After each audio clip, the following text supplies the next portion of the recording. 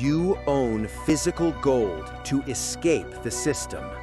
But what if your gold isn't yours? This is objective analysis.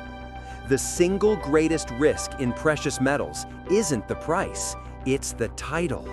And most investors are unknowingly accepting a fatal flaw in their legal ownership. Without unique identifiers, a gold storage operator can show the same 1 kilogram gold bar to multiple customers and tell each one of them that they own it. When you buy unallocated or pooled metal, the legal title never transfers to you. You are reduced to an unsecured creditor, a name on a list.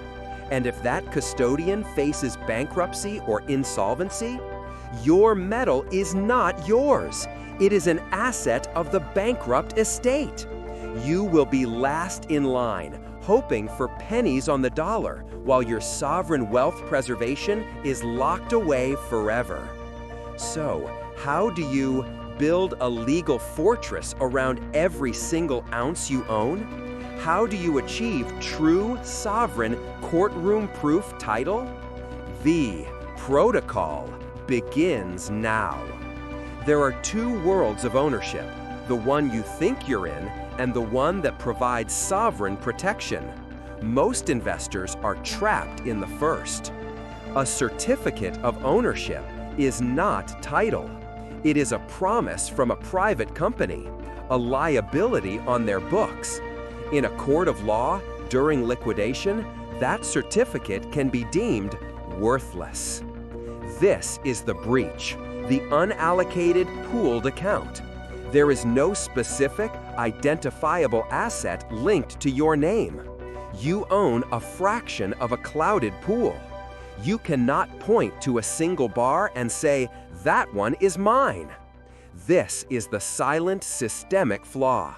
The number of claims on the pool can and often does exceed the physical metal backing it. It is a fractional reserve system for gold. And you are not the shareholder. You are the unsecured depositor. When the crisis hits, your wealth preservation plan enters a courtroom. The question is not how much metal you bought. The question is, what undeniable proof of legal title do you hold? The certificate fails. It proves you had a relationship with a company. It does not prove you own a specific, segregated asset that is beyond the reach of other creditors. But there is a document that does. A protocol that transforms you from an unsecured creditor into a sovereign owner. This is the pivot from risk to absolute certainty. This is your sovereign shield, not a certificate.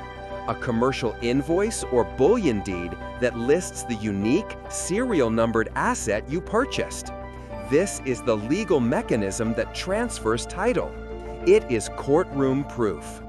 The protocol is simple, yet non-negotiable. Demand that every physical bullion purchase is immediately sealed in a uniquely tamper-evident parcel. This links the physical asset irrevocably to the legal document. On the left, a fractional claim in a clouded pool. On the right, indisputable legal title to a specific, segregated asset. This is the difference between sovereign wealth preservation and catastrophic loss. With this protocol, you are no longer just a customer. You are the legal title holder. In the event of custodian failure, you do not get in line with other creditors. You assert direct ownership of your specific asset. The metal is removed from the bankrupt estate. This is your action plan. 1. Secure the sealed, serial-numbered metal. 2. Guard the deed as you would the metal itself. 3. Keep a digital copy in a separate, secure location.